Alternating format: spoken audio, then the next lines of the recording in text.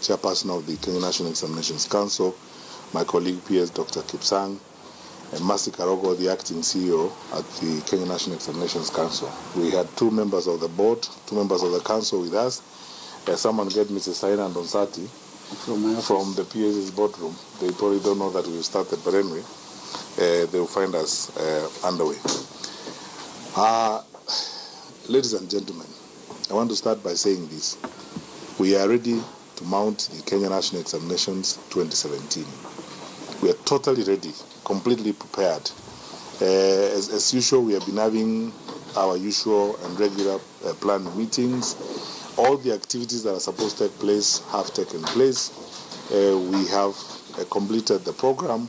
The council has been meeting very regularly, and we can say with confidence that we are ready now to begin exams 2017. The oral papers and the papers that are done by visually impaired children start on the 23rd of October.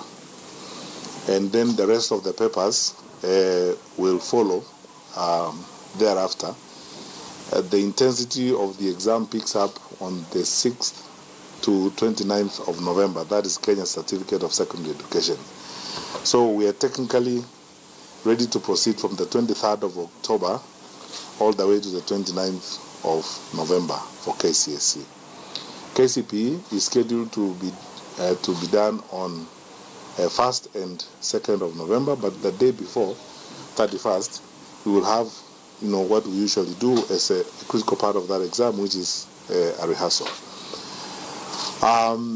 Everything that needs to be in place is in place, including preparation for examiners, training and identification of the centers where marking is going to be done, and all the necessary programming that is done alongside the exams. I need to pause here and say this. Mounting national examinations is usually a huge exercise. It's not just the matter of,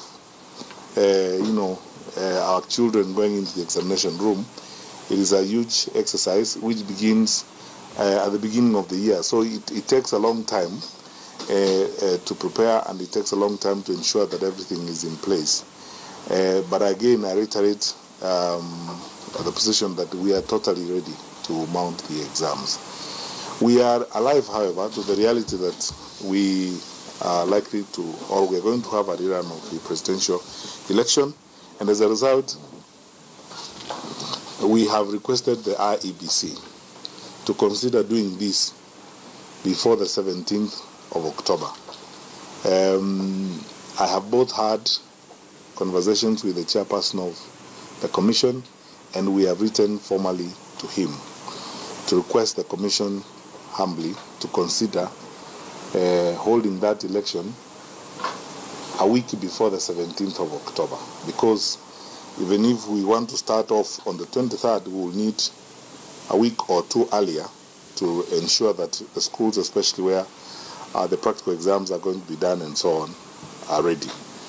To mount the exam that we usually do for our visually impaired children, the brailles, you need time to set up the systems for that. So we hope that the IEBC will favorably consider our request and hold the elections at least a week before the 17th of October, so that then we are able to ensure we do not disrupt the national examinations program or timetable. One reason why we are making this request is because if that does not happen, we will very significantly disrupt the academic programs in the education sector. Because as I said, the system of mounting exams is not just the event of exams, because we plan this together with the marking of the exams, the processing of the results, preparation for Form 1 selection and placement, and so on. So if we were to disrupt that plan as it is right now, it will have very far-reaching repercussions on the academic programs in the education sector, as it were. Frankly, it will be messy. A number of people have asked me, and I've been conversing with my colleagues, the chairperson of the council and council members. We have been dealing with that nightmare scenario that should there be any effect or any disruption on that program, it will throw us into disarray in a very significant way.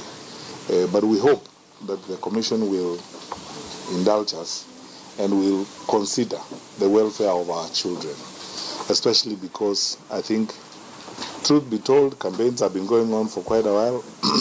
Truth be told, a lot of good work has happened in terms of engaging the public. So if we could, this time around, at least pay attention to the welfare of our children and hold the election and get it out of the way so that our children can have ample time to concentrate on preparations, go through the examination process. Professor Magoha pointed out something to me again this morning in that consideration, that if that program was disrupted, you know, our children's psychological preparation for exams has already been done, because we have socialized them all the way since the beginning of the year that we are going to have the exam at this time, and we've released the timetable and so on. We do not want to again cause anxiety to our children by changing the timetable. Lastly, on that particular issue, I need to say that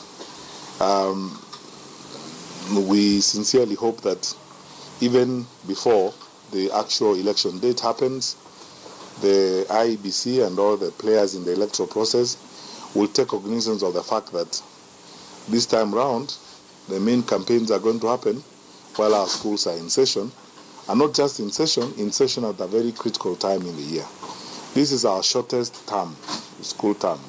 We actually have about 6 weeks left before the rest of our students close for the end of year holidays. And any activities that are going to be held at this point in time will need to be sensitive to the environment, the learning environment for our children, and how we can facilitate them to ensure they are not disturbed unduly, and that their interactions with their teachers is not disturbed. And then we also engage in that activity in a manner that is also respectful of the players in the education sector. I know that some of our teachers are going to be involved in the exercise one way or the other. We also work it in such a way that there is minimum disruption to regular learning and regular school activity, as it were. I do not need to overemphasize this, that our children are very important to us, and it's critical. Any nation worth its salt and name surely cannot engage in activities oblivious of the welfare of its children. I think let's pay attention to the welfare of our children and ensure that whatever we do not affect the learning of our children. That said, since I have this opportunity, I told some of you when we met on Saturday that I'm going to talk about the incident at Nairobi Girls, and I thought I needed to just make a comment about this and say that it's very unfortunate what happened at Nairobi Girls on Saturday. Most of the investigations are done, and I can tell you unequivocally, I have been proved by the police that it was not an accident. All investigations have ruled out the fact that that was not an accident. It is a case of arson, and